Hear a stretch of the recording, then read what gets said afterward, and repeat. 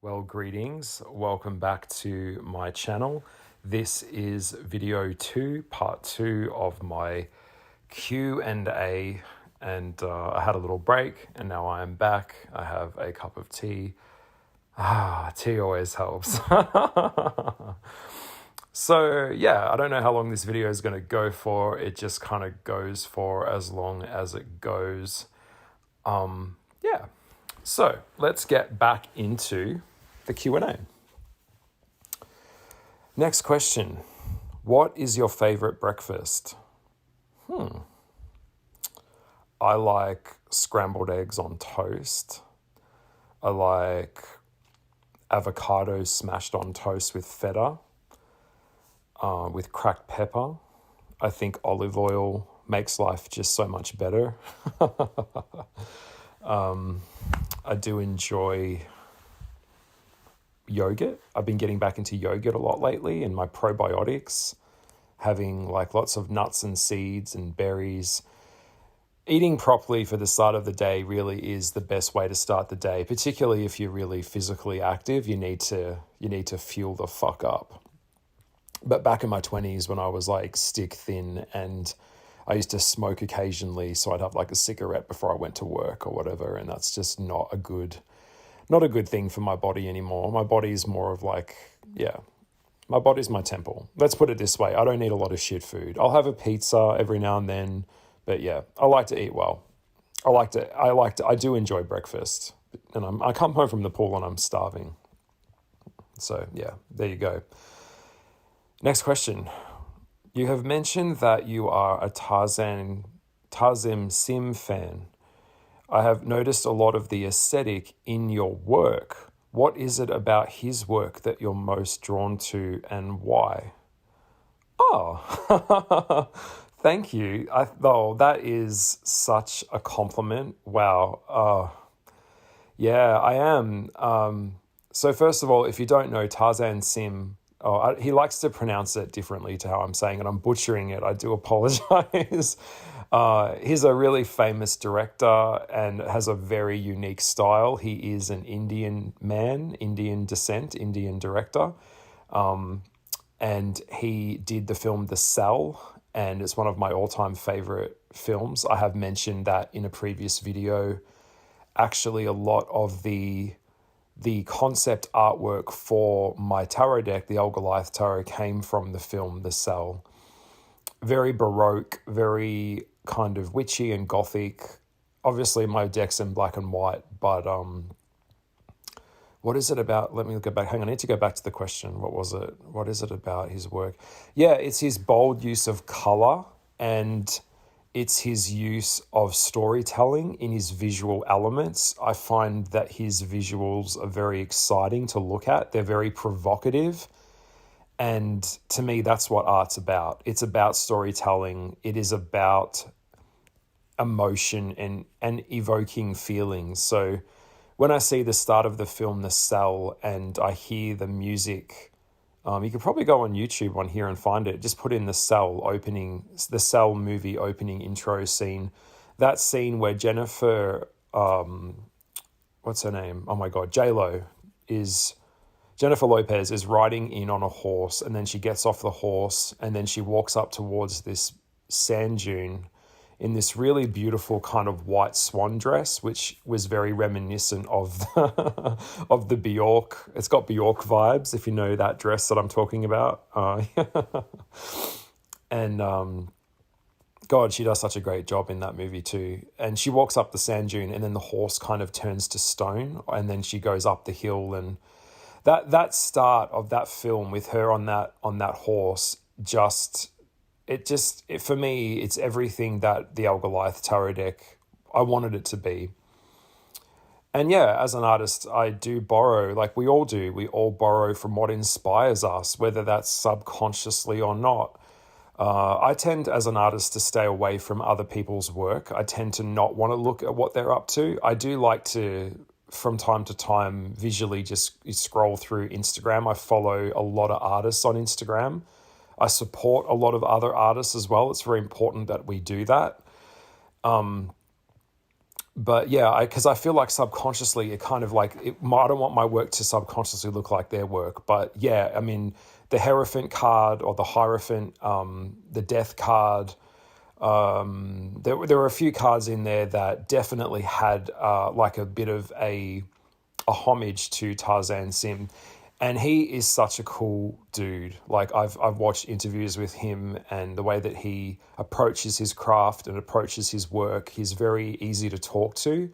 He's very approachable. I like his sense of humor, and those sets on that movie were just like insane. It's a very, very dark and heavy film.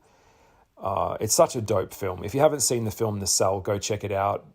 Definitely not for kids, but it does deal with a lot of themes that I found in my own life, like abuse, coming out of abuse, and creating this internal world inside of your head, which was what the film The Cell was about. Entering the mind of a serial killer, which is really fucked up, but also just the world that character, Starga or Stark, I can't remember what his name was, but yeah, Dennis Offred was in it, and it was just, yeah, so cool. He also did The Immortals, which I wasn't really a fan on. I think it could have been done a bit better, but I love the use of gold, and I like this suit and the headpieces and stuff that Athena wore. Anyway, I'm going to keep moving on with the next question. But yes, thank you for noticing that. And that is the biggest compliment ever. So really appreciate it. Yes, I am a big fan of his work. I'd like to see more of his work, to be fair. He also directed, just quickly, he did a video clip to Losing My Religion by REM. Really, really great video clip. So if you haven't seen that one, go check it out. Oh, yeah. Anyway, because I'm trying to get a Tarzan out of my head. All right, next question. What Harry Potter house would you be in? Oh, well, Slytherin, much. Yeah, definitely not Hufflepuff. Yeah, I'd be in Team Slytherin all the way. I mean, when I've got my black witchy black silk cloak on, I'm feeling fucking Team Slytherin.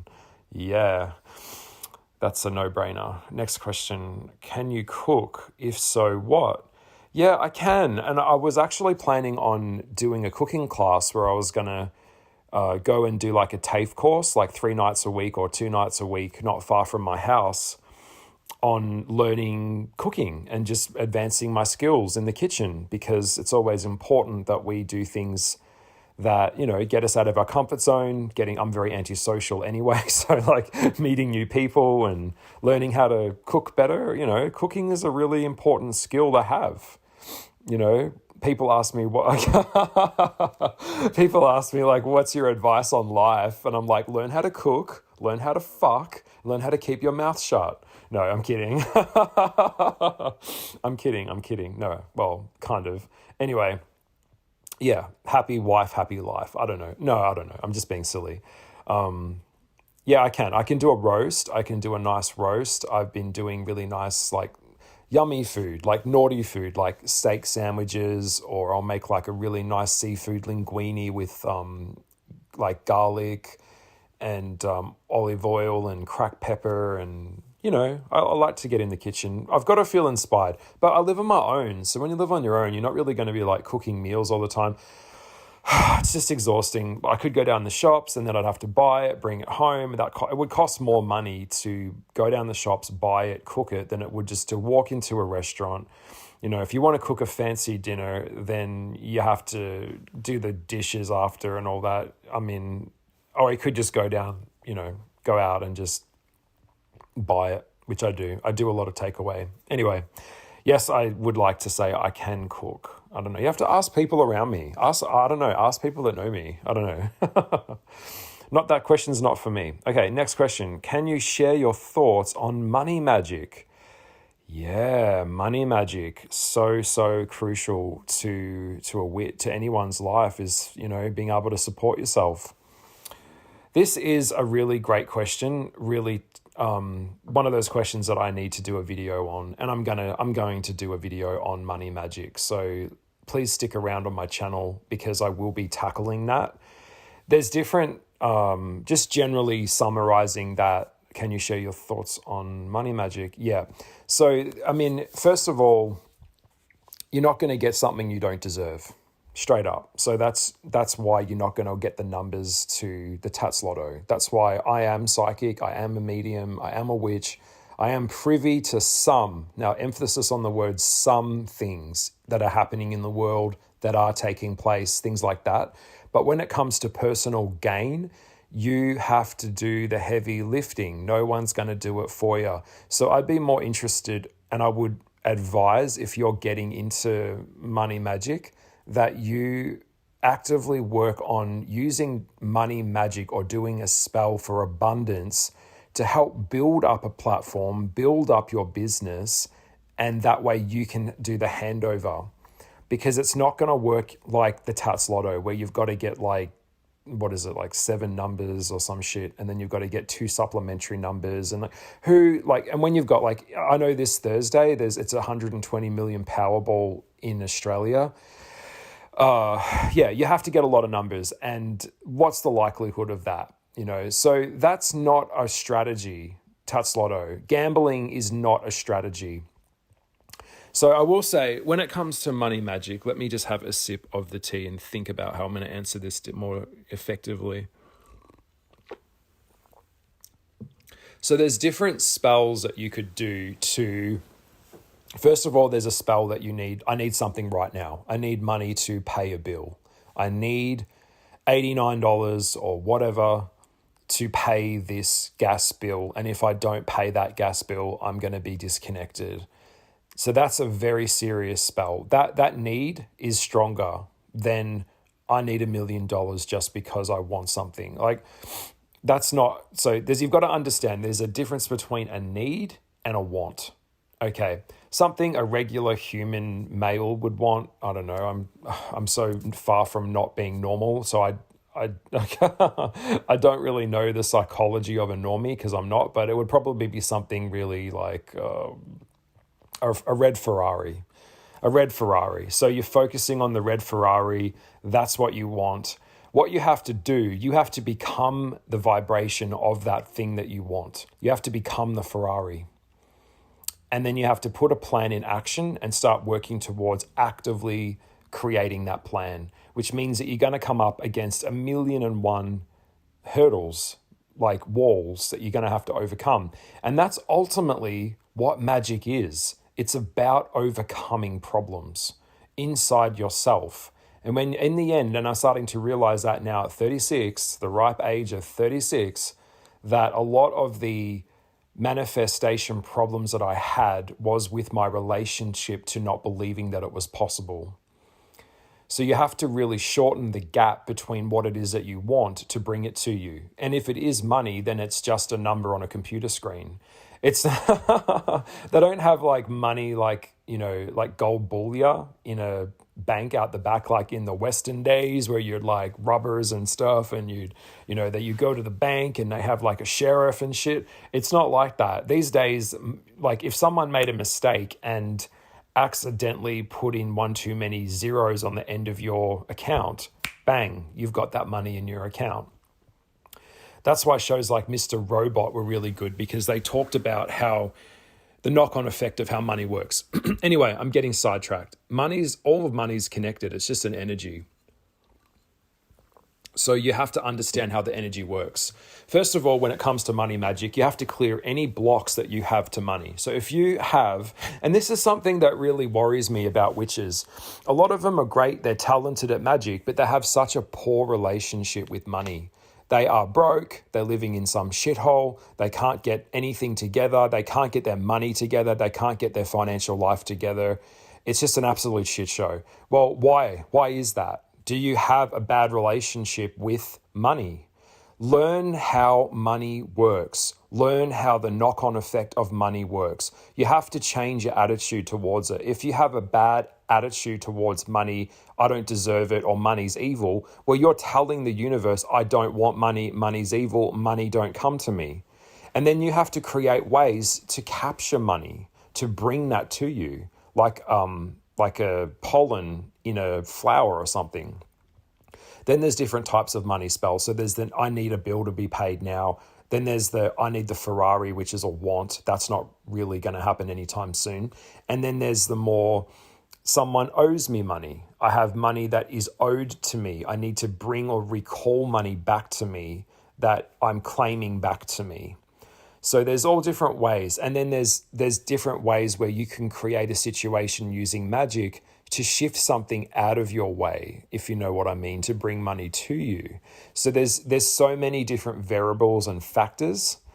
But if you don't have a bank account and you don't have a way for the money to come to you, well, then you've shot yourself in the foot. That's not realistic. So I would say get really realistic about your relationship with money first in your head. Something has to change first for it to change in your reality. Money's no different. I'll share a quick story with you. So back, it was 4 years ago, I was struggling. I was pouring all my energy and time into my art. I was trying to get the deck published. I had to really support myself. My rent was insane. The guys, it costs a lot to live. And even then I wasn't living a great life at all. My lifestyle was very much, struggle street week to week. But I kept going and I kept forging ahead and I poured whatever I had into the belief that I could improve my life. So that requires sacrifice. You're not going to be down the pub every week. You're not going to be pissing your money up the wall every time you get paid. You're going to start saving the money, stockpiling it, and really trying to build something for yourself. I happen to have a bit of Taurus in my chart, thank Christ. So obviously I'm a Taurus. So part of that Taurian energy, no, I'm not a Taurus in my sun sign, but part of that Taurus energy is money makes me feel safe. So I need money to feel safe. When I don't have money, I feel completely out of control. And I think a lot of people out there feel that way too. Whether you claim that money's evil or not, at the end of the day, you need a backup plan. And so anyway, I had to sell everything that I had just to raise the money to publish the tarot card deck. I didn't want to borrow money. I was very proud. I'm a very proud person, and but I'm not afraid to ask for help when I need to. But I wanted to do this alone, So I sold my amethyst crystal cave and I sold things around my house and I put it on buy, swap and sell. Anyway, this particular week I was short in my rent money and I had the rent due coming the following week. And looking at my float, I just couldn't see how I was going to make this happen. So I pulled myself together and I thought, now is the time to do a money spell. Now is the time for money magic. Now, I will share this spell with you guys at some point on my channel. So it's a bowl, it's a green candle. You know the drill. You're placing the money underneath the candle and you're starting to do your thing. I won't go into this one too much. Yes, I performed a spell during the day and I did it. So then I decided I would take whatever money I had in my house, held it in the cookie jar or whatever, and I would go down to the shops, to the bank at the plaza to put the money in the account. So here I am, I've got whatever I had. So I think I had $1,500 that I had on me from just readings and, having cash clients come to my house. I went down to the ATM machine and usually I just put the money through into the machine myself. You can do a deposit into the machine in the wall, but at this particular time, the machine was broken at the wall. So I had to go in there and I'm like, oh, okay, all right. So I go in, I walk up to the counter and there is a woman standing behind the counter and I said, hi, I just want to do a deposit, handed her my card and handed her the $1,500 that I had on me and slid it across. Now she took the money and went, yep, no problem, swiped the card, and then she put the money that I gave her into a machine. They have an automated machine, like an auto machine that just counts the money. So she popped the money in the machine and went, and it did what it needed to do.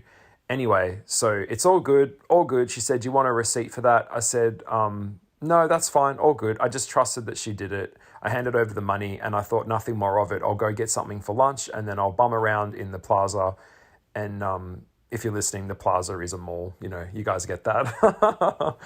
And I'll go get some lunch, and then I'll, just figure out what I'm going to do for rent next week, and fuck, I hate living like that. It's just no way to live, but it is what it is. And that's how it was. So doing it rough. I remember I'd go to bed at night and I'd have I'd have to put on a winter coat, like a snow coat, to get into bed because I just couldn't put the heater on. It was just hell. I fucking hate struggling like that. I hated it. But I had to do it. I went through these phases, and I've also been homeless at one point. I slept in my car. Then my car got towed away because I was parked in the wrong spot, and then I slept in a doorway. I've had so many bad experiences, guys. I have come from bad times. But anyway, that's another story. Back to the mall. So I'm in the mall. I got the money deposited, and I went and sat there, and I got a sushi roll or something, and something didn't feel right. As a witch, you can feel when something isn't right. Something felt off. So I thought, I'll just check what is going on here. So I was fiddling around on my phone, and I ended up just jumping onto my banking account and went into my savings, or a checking account, as you might call it. And whoa, what the fuck? So the deposit that she'd put in was $2,500 into my account. I was just gobsmacked, and obviously my account number showed that balance. I was thinking, what the fuck? I gave her $1,500. That's all I had on me in 50s. So why the fuck where did that come from? And in that moment, penny dropped. I had just performed a money spell. I had asked very specifically for what I needed. I needed the extra 1,000 to pay the rent. Well, I needed more around 800 mark. So yeah, there you go. I didn't know what to do. I felt weird. Somehow I felt undeserving of it. And I look back now, you have to get over that. You have to get over this you don't deserve it thing. You deserve whatever you want. Nothing you can ask the universe for is going to tip the apple cart, okay? So at that time, I felt a bit weird. I didn't know what she had done on my account. I didn't trust her. I don't trust people the best of times, especially around money or anything. That's why I'm a control freak most of the time, because as you know, if you don't do something right at work, they're just going to fuck it up. So you may as well just do it yourself. I know that sounds mean, but it's usually true. So I walked straight back with the sushi roll in the hand, walked back into the bank, walked up to her and said, "Hi, I just came in here before. I made a deposit with you. Why is there, I think there's something going on here. Can you explain? I gave you 1,500 and you put 2,500 in my account. Where did the extra 1,000 come from?" And she quickly scanned my card, looked at it, looked at me, looked around and said, "No, that's what you gave me. It's all good." I'm like, "No, you don't understand." I did. And then I thought, Luke, look, just stop. Stop. Why the fuck am I questioning this? Why am I questioning this? This is what happens when you are a witch and you perform it and you mean it and you ask for it. The universe will deliver in a weird way. But this was fucking quick. This is quick, some quick stuff here. This is real. Anyway, the manager came over because he could see, looked at her and he kind of he's a bit of a lurky looky, busy body, what's going on? I better come and have a look. He comes over and he looks over and he's like, "Is there a problem?" I'm like, "No, I thought I gave her, I just pretend, whatever." Anyway, he went over to the machine counter that she'd placed the money in. And what had happened was the machine was jammed. So the person that had come in before me to make their deposit, the money didn't go into the machine. It just stayed on the machine. And then she's added the money onto it because it's stuck in there. So now she's added someone else's money into my account. Anyway, if you know banks and you worked for banks, you've ever been around a bank, you know that they tend to not want to own mistakes. They're kind of taught to just make that go away. We don't need the public to think we've got incompetent staff. Sometimes machines, shit happens. Sometimes there is a discrepancy at the end of the day. Some things are out of balance. It happens. Human error happens. Machines get stuck. Who am I to question the way that this worked? It doesn't matter. He looked over and he'd figured out what had happened. He called her over. They both looked at it. They both could see it. And he said, that's interesting because someone else just came in before you. I put the money in. But then he just said, it's fine. It's fine. And I'm like, are you sure? He's like, yep, it's all good. If there's a problem, we'll give you a call. No worries. Everything's checked out okay. Have a great day. He wanted me to leave the shop because he didn't want to have an argument with me. I wasn't about to argue with him or her, but I knew what had happened. Off I walked with my $1,000. That is a money magic spell right there. It was, I needed it. It had to happen, and it had to happen in whatever specific way it needed to. That's how it happens. There's something that I can share with you regarding manifesting money magic, and I'm happy to share that spell with you guys on this platform if you so ask me to do so. Yeah, so there you go. There's a little bit about money spells, a little bit about me and my witchy ways. Okay, next question. Oh, I'm really enjoying. I hope you're enjoying this video. Yeah. Next question. Hi Goliath, I'm 19 and a newbie. I have just found your YouTube channel and picked up a copy of your tarot cards. Oh, thank you. What tips could you give me as a young witch coming into this? And And is there any tips you could give me with working with your deck better? Any advice on this path? Okay, so there's a couple of questions in there. So first of all, thank you for picking up a copy of my deck. It means a lot to me. You're supporting a self-published artist, so that's lovely. What tips can I give you as a newbie? I think that's what you asked.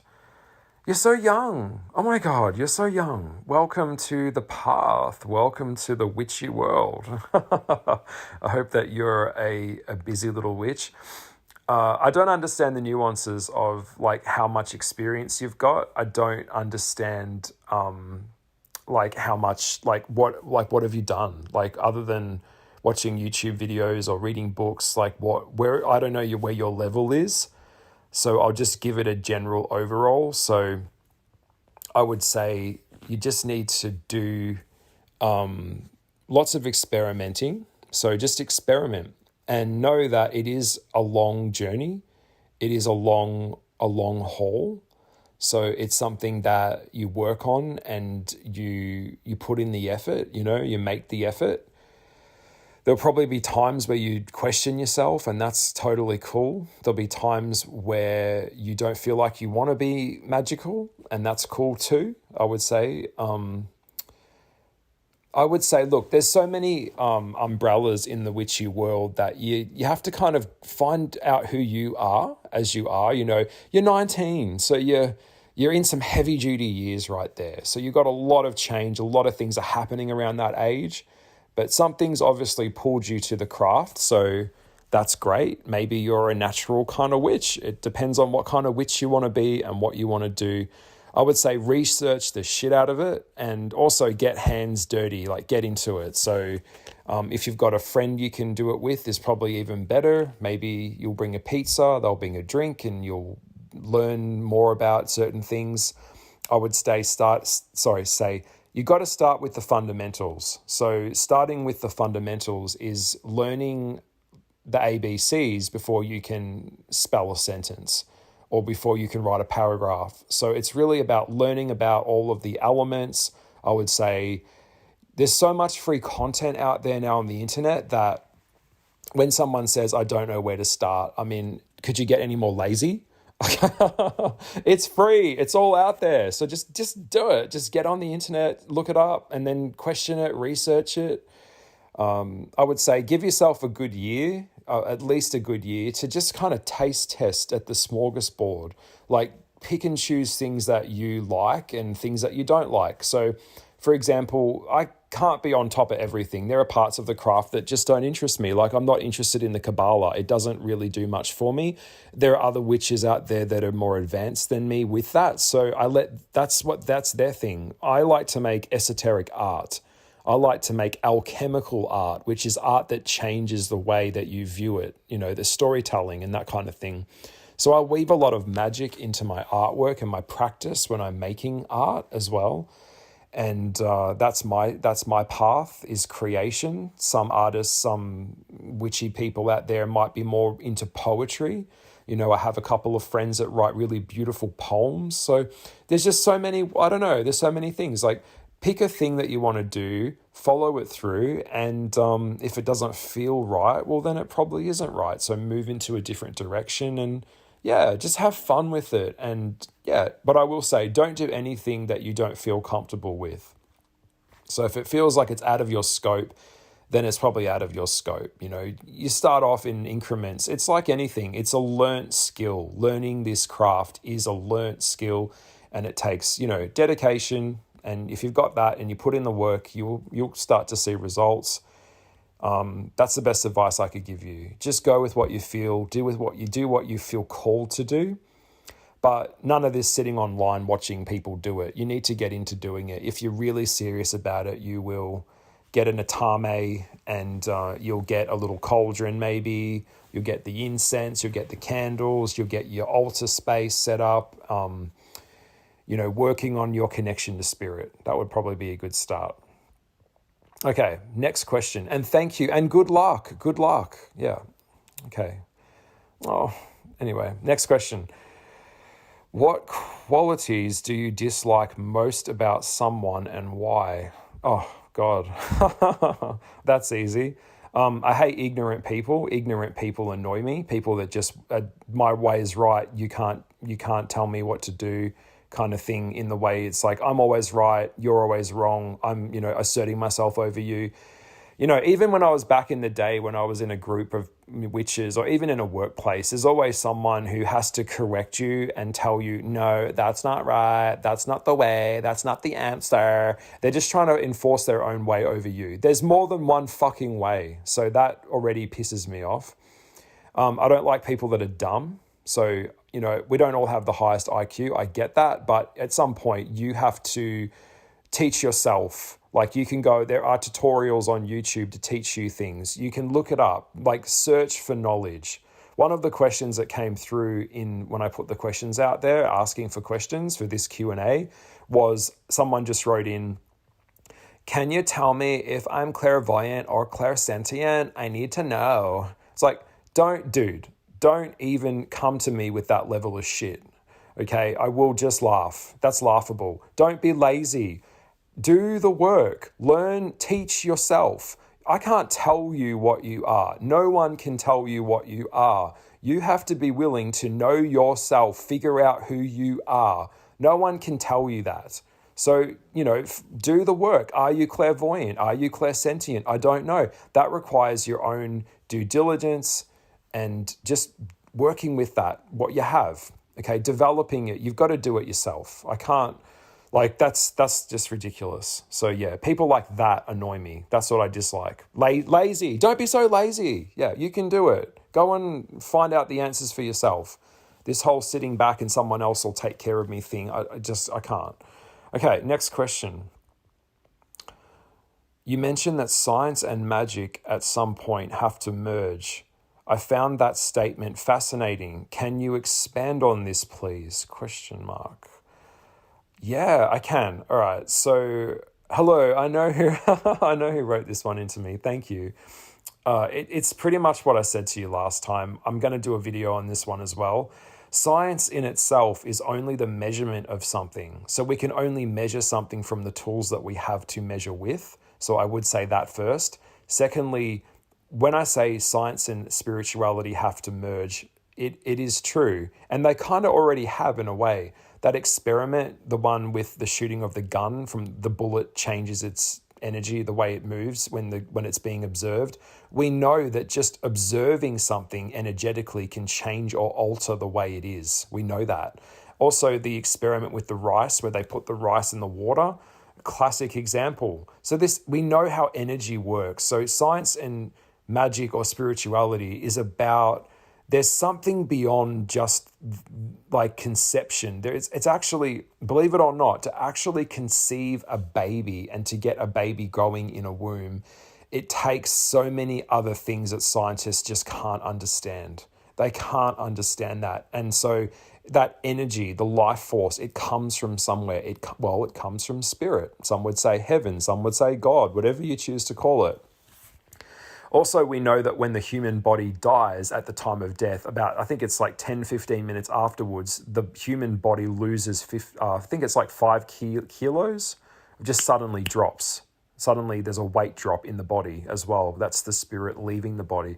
Things like that. I'd like to see more examples on that. Also, I've got a weird brain, science brain, so I'm interested in dark matter and, weird stuff like, does a clone have a soul? Like things like that. I don't know.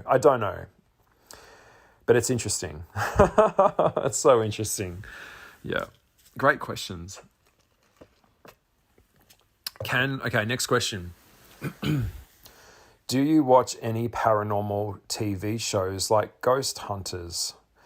No, I don't. I find them silly. I know what they're trying to do. Look, if you had I did watch one where they had like the EMF machine and they're trying to hear a beep. They do those things where they try and detect energy.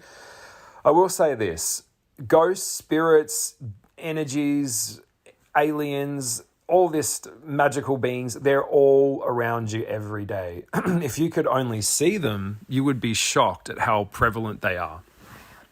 I think one of my favorite sayings was, I can't remember, I'm going to probably butcher this, but if there was space between earth and heaven, the skies would be full. Yeah. So I'll repeat that. If we could see spirit as it is between earth and heaven, the skies would be full. I don't know what occultist said that, but it's basically saying that there's so many spirits everywhere that it would fill up it's just insane. It's insane. Even energetic forces exist in living things like objects. Objects can absorb energy as well. Yeah, it's true. That's the difference between an entity. An entity is more like residual energy trying to reconstruct itself in a time-space reality. And a spirit is from a living thing that has died, that is still lingering or around. That's a more basic way of explaining it. So yeah, I hope that made sense. Yeah, where were we? Do I watch paranormal activities?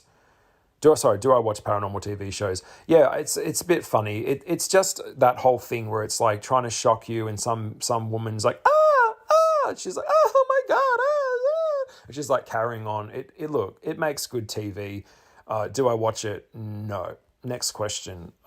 What advice can you give on love? Oh, love. Oh, yes. Oh my goodness. Oh, it's been so long since I've been in love. Yeah, love. Wow, oh my God. Thank you for asking me. What a beautiful question. What advice could I give on love? Don't look for it. Don't look for it. Don't look for love. Be love. Be lovable. If you want love, you have to vibrate love. Like I said with anything, you have to vibrate what it is that you want. So be lovable. And in order to do that, you have to love yourself before you can have love come to you. So yeah, that's very sweet. But yeah, there's my advice. Very simple advice. Yeah. Next question. What is a movie that you can't watch that you're scared of?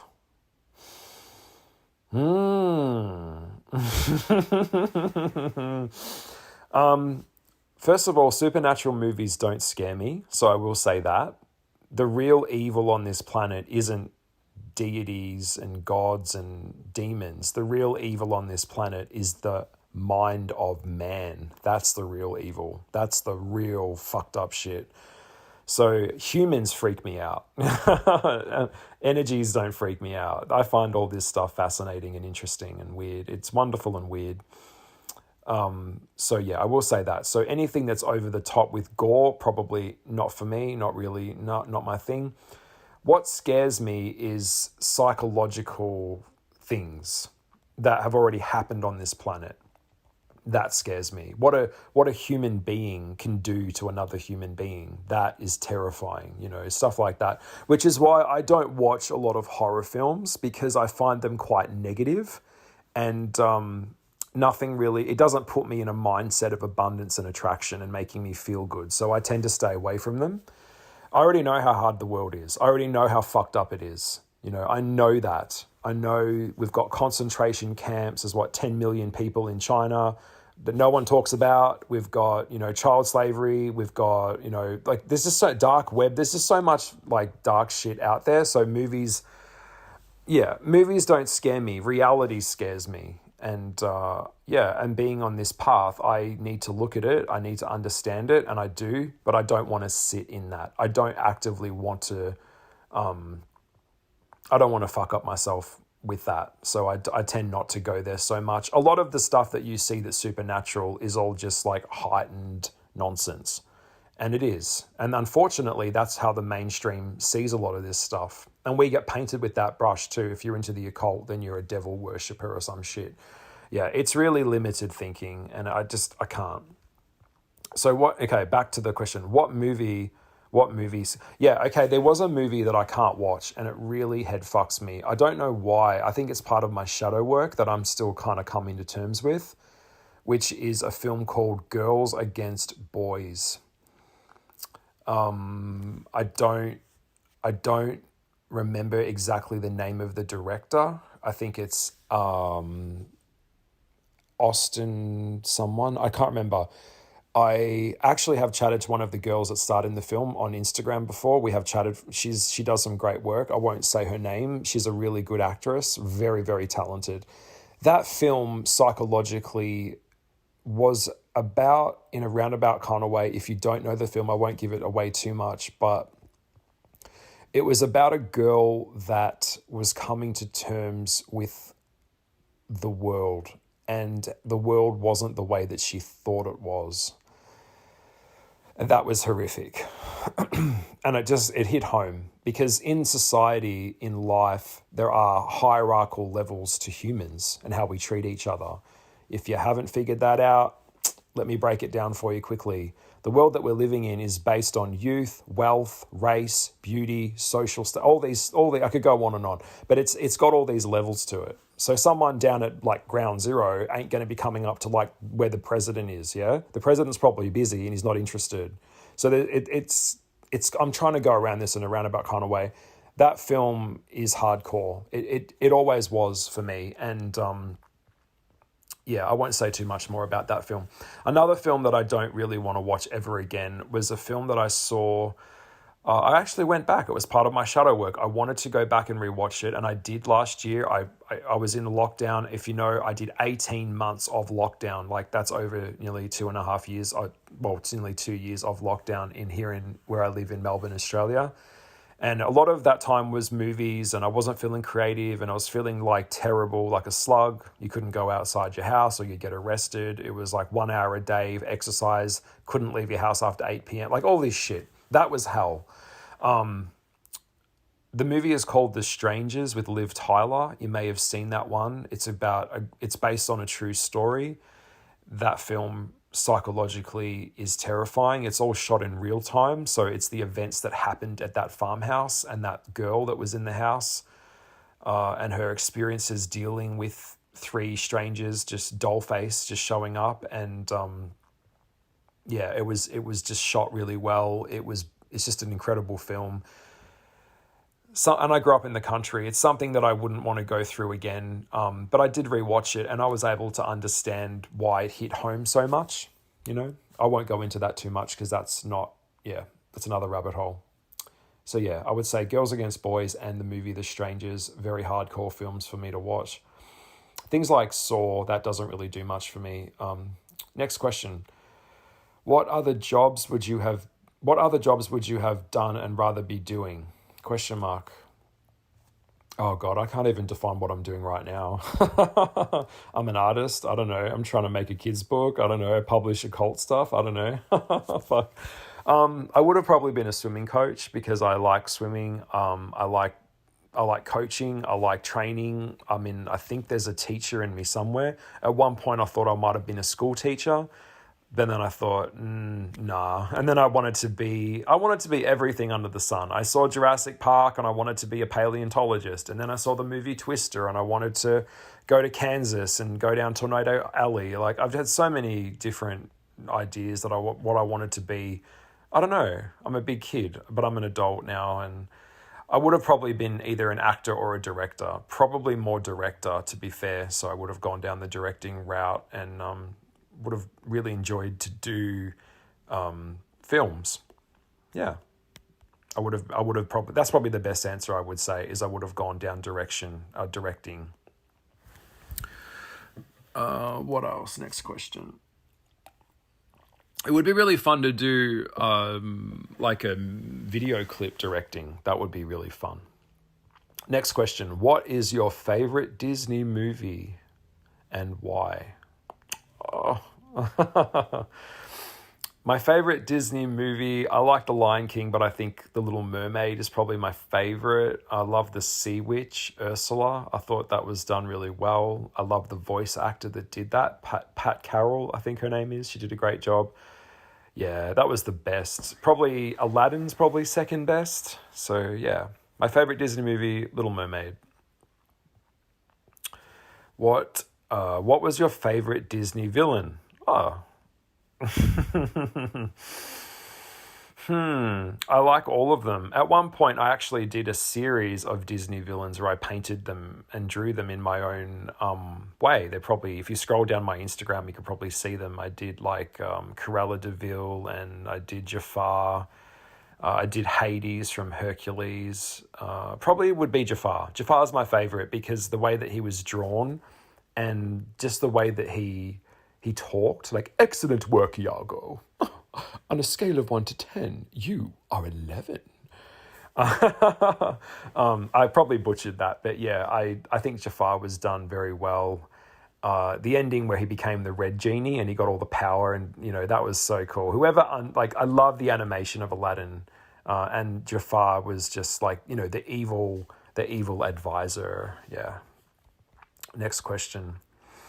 You mentioned that you studied acting and you used to make up voice characters. Can you please give us some examples of your characters? When did I mention that? What video did I mention that in? Fuck, I don't know. I used to do Dragon Ball Z characters. I used to do Frieza. I used to do like Bulma. I tried Goku. Can I do them for you? Oh my God. I was doing this for someone a while ago, actually. And when I go out, sometimes people ask me to do voices. I used to do them at parties and stuff. Oh my God, this is so embarrassing. I don't know. I'm thinking, you're putting me on the spot. Oh my God. Okay. Well, think. I'll give you, okay, so I will say, if there was ever a movie adaptation of Dragon Ball Z, I would love to audition for the role of Frieza because I understand that character. I understood how evil he was and his motivations, and I really enjoyed the voice acting that was done for that particular character. I'll give you a couple. I'll do Frieza. Hang on. I have a sip of the tea. I cannot believe I'm doing voice making. Oh my God. Give me a minute. Give me a sec. Fuck me. All right. Hang on. Oh, this is fun. Okay. I'll do Frieza.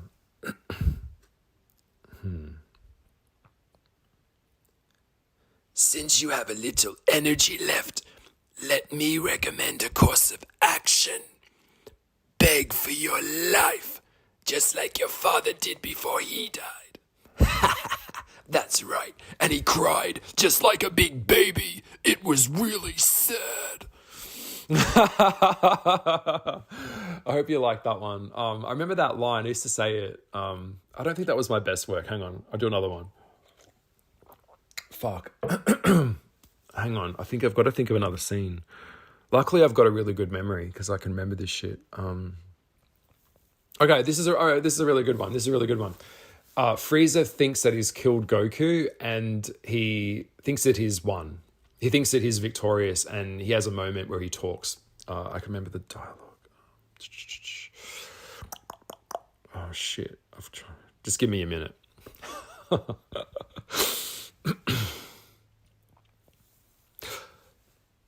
Yes, I did it. I won. I can't believe it. No one can beat me. I am Lord of the universe.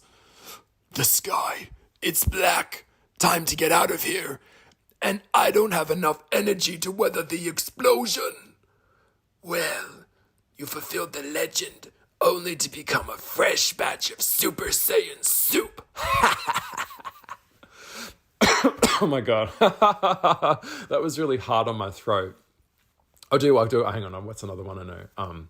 There's no such thing as a Super Saiyan! Only one of us is leaving here alive! All right, it's really hard on my voice. I can do King Cold. Hang on, I'll do King Cold. I loved King Cold. King Cold's like a socialite. His character is like, I don't know, like the way that he was done. That's Frieza's father, if you don't know the character from season 3 of Dragon Ball Z. Well done, Frieza. It only took you 4 goes to kill that little boy. Oh. Yeah, there you go. There's some Frieza, there's some King Cold. I don't know, I probably butchered it, but I tried. I used to do Android 17. He's the android. Like there's a boy android and a girl one, and I used to do the boy one. He's like, he's a robot, so he used to talk like very cold, like Dr. Giraud created us for the purpose of world domination, but that doesn't matter to us now. It's like he's brought his tone right down. Yeah, you can probably hear it in my voice, the character. Anyway, I hope that was a good example. You're probably laughing and thinking how ridiculous I am.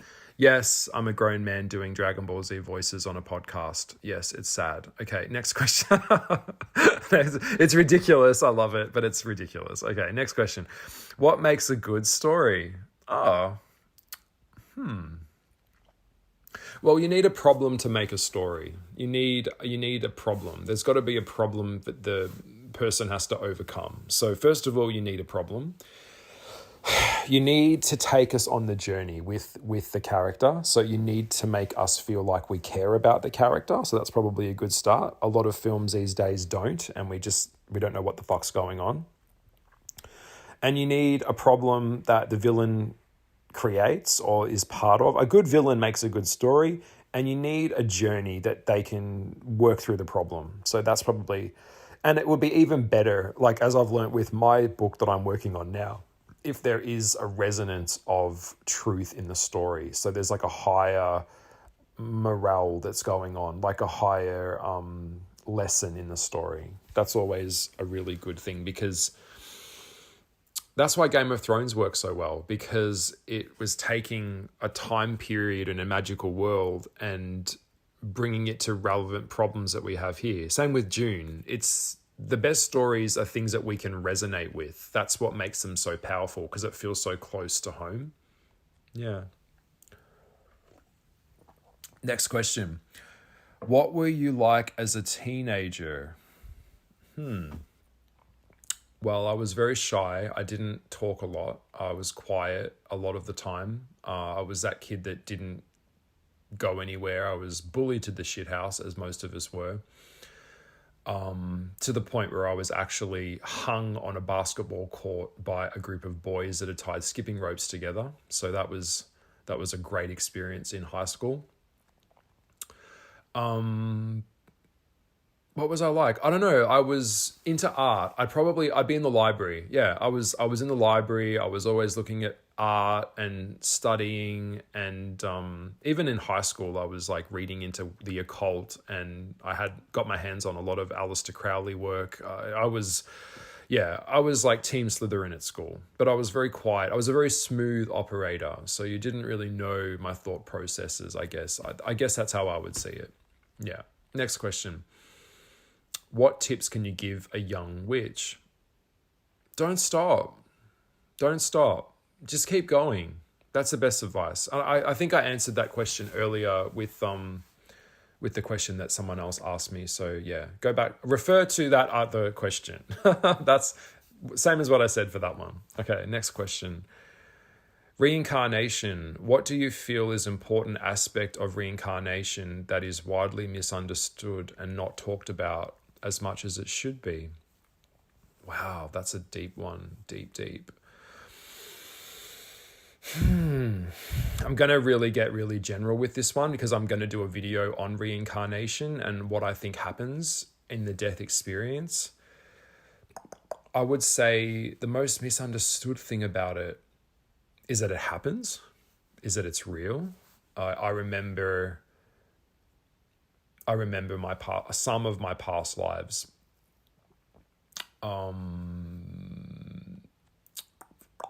What's the most misunderstood? Well, I mean, I think that when you go back to source and you merge back with spirit, you hang around there for a while. So a lot of them don't just reincarnate straight away. So there is a period of time. We have to understand that time doesn't exist in the spirit world.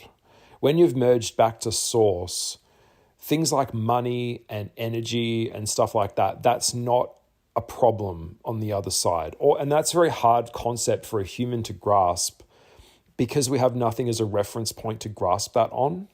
So a lot of this stuff, it feels more like a dream state to be on the other side, from my understanding. And there are questions like this where I've actually tried to channel the answers to this and I just get brick wall every single time.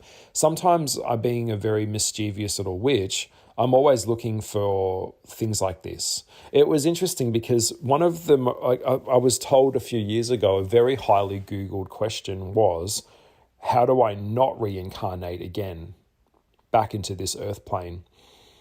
That's heavy. That's fucking heavy because it was like people don't want to come back. And I totally get it. I say it a lot to myself. This is the last bloody time I come here. Swear, last time. First of all, we don't remember our past lives because it would be too traumatic to carry that level of data in our brain in a new body. Like when you're reborn again, you have to learn to walk, you have to learn to talk, you have motor skills, you've got the cognitive, like all these things have to come into play. So to have that level of data overload would just like scramble your brain. Your past lives are accessible. You can go to someone to do that. They have to be very talented at doing that. It's not something that is my expertise, so I won't comment too much on it. But yeah, on the other side, a lot of spirits come back and rewatch their own funerals and they stay around their loved ones for a long time, particularly different nationalities. I know a lot of the Greeks and a lot of the Italians do that. They will stay with their wife in the spirit form on the other side and stay in the house with her until she dies. It depends on the person. It really does. That's a really complicated question. But I will thank you so much for that question. I know who asked me that one, so thank you. I'm going to do a video on it, so just let me get to it. I promise I'll get to a video on that one. Next question. What's something about a past life or lives that you would like to share? Yeah, I was female in my last body. So I will say that. I could tell you why on this video, but it would be too graphic. Obviously, the anatomy was different, so obviously that was a thing. But yeah, I will, yet again, I can't answer that question on here because it's too graphic, so I can't say that. My hands are tied with that question. But yeah, obviously if I'm in a different body and I remember the last body, there's going to be clearly if you go in front of a mirror and, look at yourself, you're going to see the differences.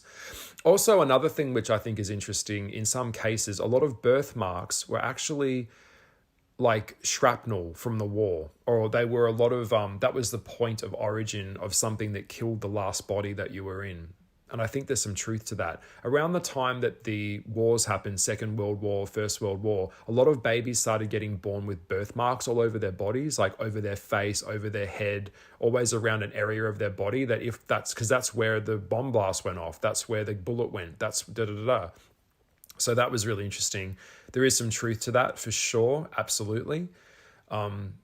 So yeah, the projection of us in the physical world when spirit merged with DNA and a code and matter, it's all connected. We choose our parents, we choose, I know it sounds hard to believe this, but yeah, we did actually choose this. And there's a replay as well. You know, when they say your life flashes before your eyes, there is a replay that you have to go back and look at all of the different perspectives of pain and anguish that you caused others. There's some kind of karmic thing. I'm still learning about that, but I will be bringing a video up on that as well. Next question. Are you a big tea drinker? You mentioned in your videos you like your tea. Yeah, I do. I like all different types of teas. I like to experiment. You know, I have lots of different ones. It depends on what I feel like. At the moment, I've got like a cinnamon kind of tea. It's, you know, it's nice. It's got like a lemon and honey in it. It's always good.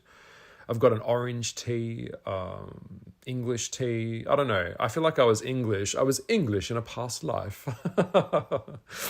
Yeah. I do. I like coffee too. I'm a coffee fan. Yes, I have a coffee machine in my house. Yes, I do. Next question. What's your favorite extrasensory power? Well, I mean, all of our powers can work against us as well. It's not easy. I mean, if you're an empath, it's hell. So you know that. Everywhere you go, you're going to feel everything. So you have to get really, really strong on your boundaries. What's mine, what's yours, and really assert those boundaries as well. I would say my favorite extrasensory ability would probably be clairvoyance, my seeing. Yeah, claircognient, knowing, cognient, clairaudient, hearing. I don't come across a lot of people that are very, very strong with the audient. My strength is my sight. My gift of sight is my strength. So yeah, I can see timelines that are coming up. I can see timelines that also took place in the past as well. When I was a kid, I used to talk about a lot of things like that. Like a lot of it was remembering my last life, if that makes sense. A lot of it is remembering how to be a human again in the new form. Yeah, so it's not like I'm learning stuff. It's more like I'm remembering stuff as well. But yeah, I don't want to reincarnate after this body. I really do not want to do it. I've even gone to like some really heavy spellcasters and talked about this as well, and really worked out a way to avoid. There is a spell into what's the word? Into percuity? I can't remember, but yeah, I'm trying to work out a way, because I'd rather be an angel or a demon or something else. I'd then come back in and redo this again. I feel, yeah, a lot of the time I just see humans making the same mistakes over and over and over again. History repeats itself on a loop. We just can't learn. We're just too stupid. Humans are stupid. It is what it is. Yeah, anyway, that's part of the problem of having the gift of sight, is seeing that where it's going to go and where it's going now. Next question. What's the best advice you've ever received, and what is the worst? The best advice and the worst advice. The best advice and the worst. I would go with the first one. The best advice I've ever received would be, you're not as good as you think you are, and you're not as bad as you think you are either. Truth on both sides. Don't believe the hype. Don't believe the adulation, and don't believe the criticism. Just don't worry about that. Not as good as you are, not as bad as you are what you are. Probably the best advice. There's some truth in that for sure. And listening to yourself, listen to your heart. You know, I know it sounds really boring, but that's the truth. Don't follow the crowd. Don't be so concerned with fitting in. That's the best advice I would give you. If you feel it, you feel it. Go with what you feel. Trust that. Don't follow other people, because you're just going to be too many people are just copies of other people. They just copy other people and follow other people. Find your own path. Break away from that way of thinking. Because I know we're programmed that way from school, but it doesn't serve you. Ultimately, it doesn't get you far. Next question. Is there an experience when you first became conscious of the astral travel that you would like to share? When I think of astral travel, I think of a movie series called Insidious, which was about that boy who was an astral traveler. It was a really, really well done film, although that series explored it. One thing that I will say, if you die in the spirit world, in your astral travel, your body will die. Like, your body can't live without the spirit. So there are dangers to astral travel, for sure. For sure. I will talk about that at some point. That's a huge topic to get onto. But for the sake of this Q&A and keeping this video a little bit shorter, I'll just say the first experience I ever had was when I was in the bathtub and I was 13 and I moved out of my own body. I floated up into the roof, got the biggest fright of my life, and fell straight back down into the bath. That's probably where it happened, my first astral travel that I remember, other than dreaming, because when you're dreaming, you're roaming, you're traveling, you're in the ether, yeah? So a lot of my dreams are very, very weird, very, very dark. A lot of my dreams are also very beautiful. And there's messages, you talk to spirits, you talk to different things. You just have to learn to trust that. Also, I can abort a dream. So if I'm having a dream and I'm traveling and I don't like where it's going, I change the channel. I just pull myself out of that dream as well.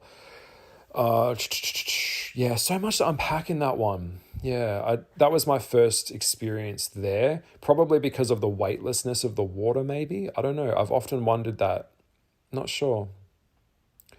Good topic, though. Next question. What are your thoughts on the Matrix, red pill versus blue pill? Oh, wow. I like that one.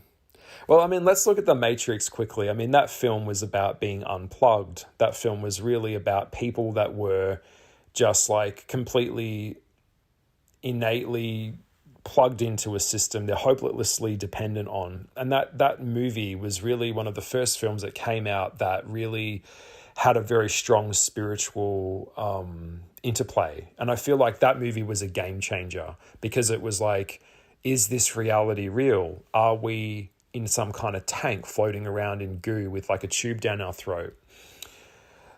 It made us question our reality, and that film did it in a really, really sophisticated and stylish way. I did watch The Matrix a couple of weeks ago with a friend and I really enjoyed it. I thought it all got a little bit silly. I'm not interested in seeing the latest Matrix film. It doesn't interest me. I don't feel like they needed to make it. It just changed the way sci-fi kind of went. It made us question what's real, what's not. It was that film was so creative with all of the special effects and the fight sequences. I love the styling of the agents, and I love Trinity with her very slicked black hair and her, she just looks so fucking hot. God, it was good. Yeah, so good, so good. Digital effects were great. And who doesn't want to like run up a wall, in slow motion and do a somersault and, just so good. In terms of the red pill versus blue pill, that quote that saying has kind of etched its way into the collective so much that, it is like one pill. Often this is something that comes up a lot around woke people. I'm red pilled, or I'm blue, I'm this or that pill. It's a reference to once you take the pill, you can't go back.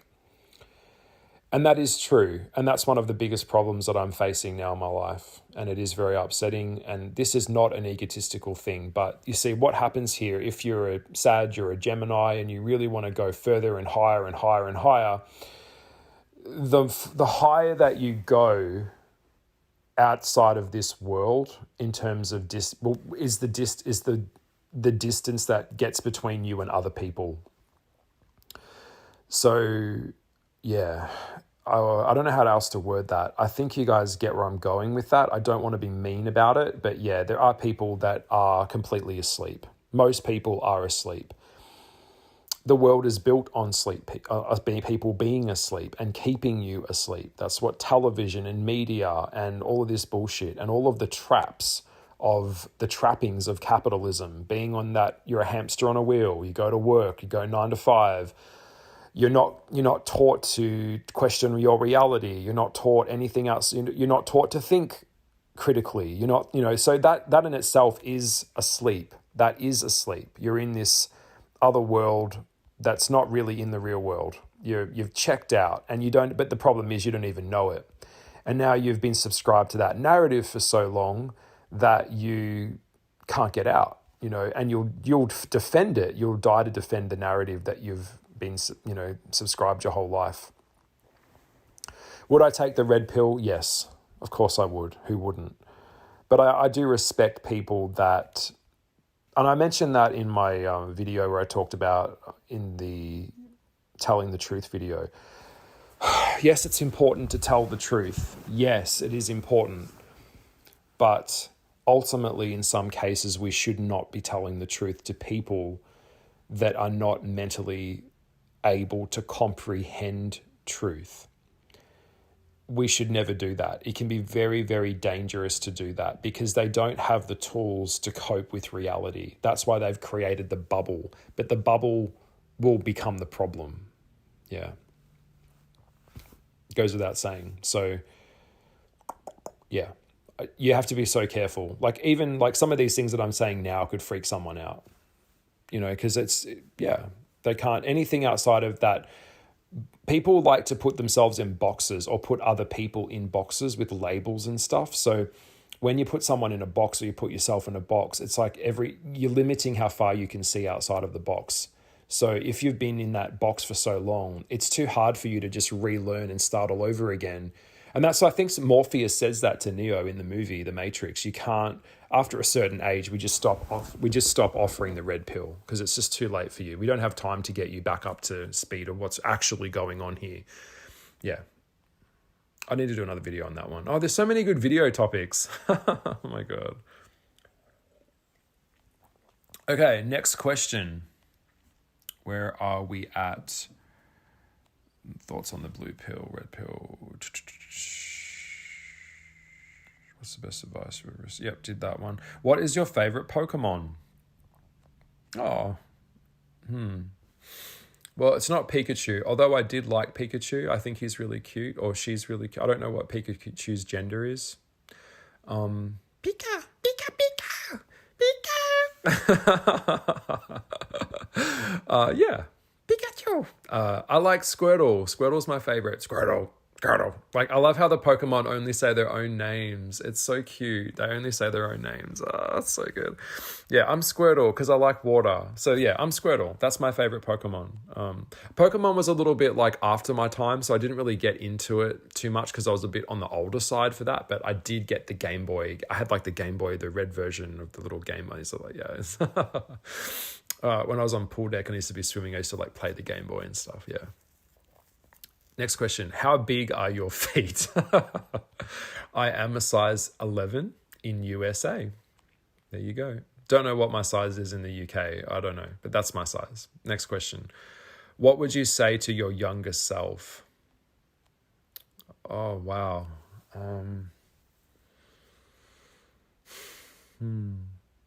I would hug him. I would put my arms around him. I would pull him in closer to me and tell him that it's going to be okay. I would tell him, I don't know, because it's in hindsight, if I said anything, I change where I am now. So what would I tell myself? I would tell myself not to trust a certain somebody that really fucked me up as a kid, which I can't go into in this video. I would say that. This is going to make me cry. Oh my God, you're getting me. I would tell my younger self that your path is very, very different to other people's paths, and that you should never lose faith in your path, regardless of what other people might do to you or say to you, or how they might try and hurt you or bring you down. I would say it's going to be okay. I would just say that question really got me. That really caught me off guard. Yeah. Next question. What tips would you give someone in life in general? Oh, okay. Same as what I said before. Can that be the answer? What he said. What would I give tips? Oh God. Yeah. I feel like I've given so many tips in these videos already, and I haven't even, yeah. Next question. What would you say if the whole world was listening to you now? Sorry, what would you say if the whole world was listening to you right now? What would you say? Yeah, I get where you're going with that. Hey, brother, thank you for sending that question. I know who sent that one in. That's very sweet of you, and I do appreciate that you follow me and message me, and I enjoy our little chats. I would say to the world,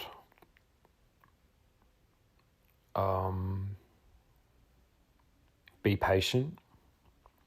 I would say to the world, you need to put down all of the barriers that you've put up around yourself, and you need to get involved in your community. You need to go knock on the door of the neighbor that you've never seen or spoken to that much, and you need to say hello and ask them how they are, and can you make them a cup of tea, and what can you do to make their life better? I would say to the world, if everyone started to get actively involved in their own internal world, in their own little community, that suddenly the world would improve and it'll be a better place. And start taking other people in that are different to you and accepting them, and stop fucking pushing them away. But that would never happen because the system in place it's built wouldn't be able to do that. This is in hindsight, I know that that's not possible, and I know if you haven't figured this out, this is how I see it. We're far too gone now. We are so far gone, it's unbelievable. So yeah, I would say right now the best advice I could give the world is find a passion and start working on that passion and do the shit out of it. That's what I would say. Find your passion. When you find your passion, you find your purpose. And don't waste time. Don't waste time in relationships that aren't rocking your world. Don't waste time in that job that you hate, because life is so fragile and it just goes so quickly. It's like a blink of the eye and it's over. It's scary. It's just, yeah, I have a photographic memory, so I can remember what I looked like in the mirror when I was like 10, and I can look at what I look like now, and it just scares me how quickly time's going. There's just no time to fuck around. So choose your passion and get on with it, and start being kind to other people, and start being patient with other people, and stop putting, it's like this me first, what do I get kind of mentality. That's how I would see it. Next question. How can I become a mermaid? Oh, well, I answered that in my other video. You need to, first of all, if you're over 12 or up to 15 or over, and you're asking me that question, how can I become a mermaid? You need professional help. So you need to go see someone, because that train of thought is really, not stable. It's not healthy. And you need to go down to Kmart or Walmart and buy yourself a mermaid tail.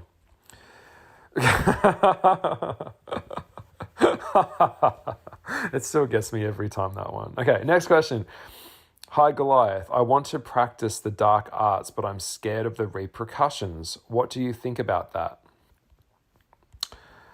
Well, I'm big and old enough and strong enough to handle whatever things might come back my way. So I take on the responsibility of that. Everything I do with cause and effect in mind, and I'm fully aware of it. I don't step into anything heavy unless it's an emergency. So most of the time I'm not doing dark arts. I'm doing protection. I'm doing abundance. I'm doing healing on people. I do healings. I do massage. I do that work. It's all about love stuff. You got the misconception about because I'm on the left path means I'm dark. It doesn't work like that. I see myself as the light. Other people that are in religion, they're in the dark. They're getting controlled. They are literally in the dark. And besides, how do you know that the God that they worship isn't in fact the devil himself? Because if you're doing a pretty good job of it. Well, anyway, I want to get on that. Yeah. You don't do anything magically that you're not comfortable with. So if you're scared that you're going to have repercussions, that already tells me that you're not ready to do anything on that level. So you don't do it. Next question. What are your favorite movies? What are your favorite movies do you like? Okay, what are your favorite movies? I get what you mean. Yeah, so I don't know. Oh, God, I can't go into all of them. Top five. I'll just say top five. I love Terminator, T2 Judgment Day, great film. I loved, obviously, The Cell, great film. I liked the movie Mother. I really enjoyed that film with Darren Aronofsky. That was a great film. I enjoy... shit. I don't know. Oh my God, you're putting me on the spot again. Yet again, I don't know. Anything magical, witchy, exciting, Crouching Tiger, Hidden Dragon, I like movies that are very foreign, films that would never end up on mainstream. The movie 13 with Evan Rachel Wood and Holly Hunter, that's a great film. What Becomes of the Broken Hearted, that's a great film. The Long Kiss Goodnight, I love that one. So many. I can't. Yeah, I told you what kind of TV shows I liked in the first video, so that'll give you an idea. Next question. Hey Goliath, do you have any brothers and sisters? Do you come from a big family? I have one brother and he is my twin. Yes, I have a twin brother. Yes, I do. No, we are not identical. Yes, we are fraternal. So yeah, there's some more answers to questions in that answer that I gave you. He is very much the opposite to me. Very, very, very different. We're polar opposites.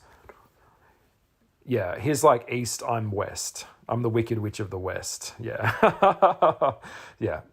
Anyway, how are we going for time? Where are we at? Okay, maybe we'll make this part 2. Let's keep it there and I'll move on into the next video. Part 3, we'll finish part 3 tomorrow. I need a break. It's been such a big, epic Q&A already. I love to chat. I could rabbit on, but I'd rather not. I'll come back tomorrow and we will continue the Q&A. Yeah. Well, I will see you in part 3. Thank you so much for hanging around, listening to me and all my craziness. Batshit crazy, craziest monkey in the tree, but I love it. I like it. I like it a lot. All right, gotta go. I'll talk to you in the next video. Bye. Bye.